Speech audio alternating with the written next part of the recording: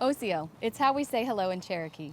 In this episode, we catch up with 3 Cherokee Nation citizens taking full advantage of the summer season. Laureen Drywater teaches us how to make priceless dolls out of summer grasses that grow here in northeastern Oklahoma. And we catch up with professional football player Wes Welker and learn about his new foray into horse racing. But first, Crystal Acuff Walters. She's a mother, an artist, and now an unlikely adrenaline junkie. We tag along with Crystal as she shows us her new sport, which gives her a sense of adventure and confidence.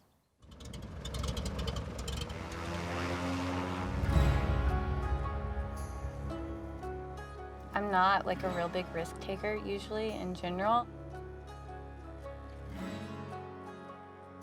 It kind of turned into like overcoming a fear.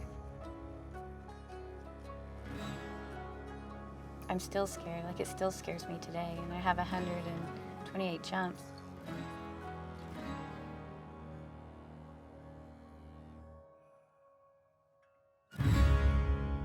They'll come in.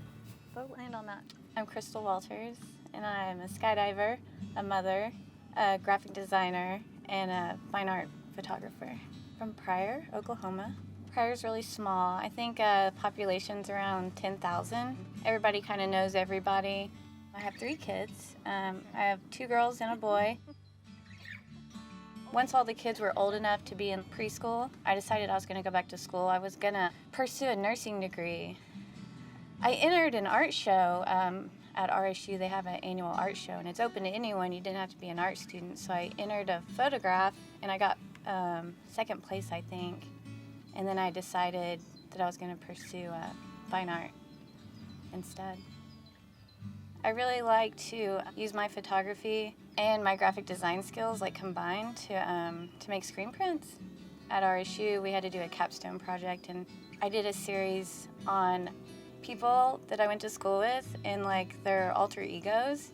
So I did the photography on the wet plate, scanned in the wet plates, turned them into screen prints, and then screen printed on layers of Mylar that would hang like so many inches apart. So then it kind of looked like the Photoshop layers like you would lay out in a graphic design program. It showed them like slowly changing into like another outfit, into like another person, which would be like their alter ego.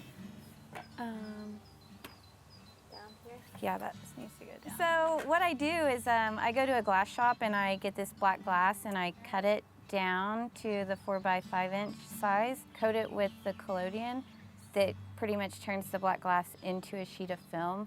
I then take it and I soak it in the silver, which makes it photosensitive. And after I soak it in the silver, take it, put it in the camera, and it's called the wet plate process. And so I have to do this all while the plate is wet. So I have about 3 minutes time, I think.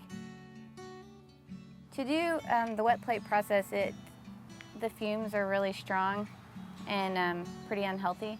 So I researched online like how to have a mobile darkroom and found that people were using those ice fishing tents. So I ordered one of those, and I just took the ruby lith film and covered the little windows on the sides, which makes it into like a giant safe light.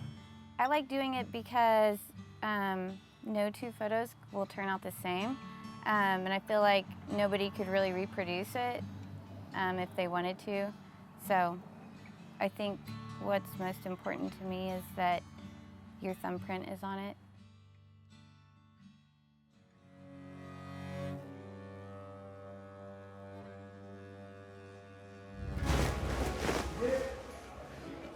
So the first tandem skydive I did was last October. I had just recently got divorced, and I had reconnected with a friend that I went to high school with, and he skydives, and he was like, you know, you should just come out and just watch, or, you know, check it out, see if you might want to do a tandem. Eventually, I went out there, and I did 1 tandem on a Saturday. I went back and did a 2nd one on the Sunday.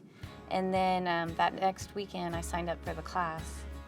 It kind of turned into like overcoming a fear to kind of get away to make me feel really self-sufficient, like I could take care of myself, I guess maybe like post-divorce. When the plane gets to about 9,000 feet, you start getting ready. Everyone kind of rotates around in the plane and you start getting prepared to do the climb out. I wouldn't say that there's ever been a time where I thought I wasn't going to get out.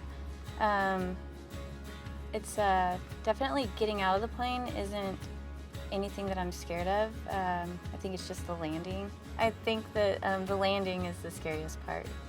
I'm not real great at it. It's a running joke around here if I land in the mowed grass and if I land on my feet. So we all get out and we all look at each other, make sure everyone is ready to go, and then someone will give the count, and then we jump.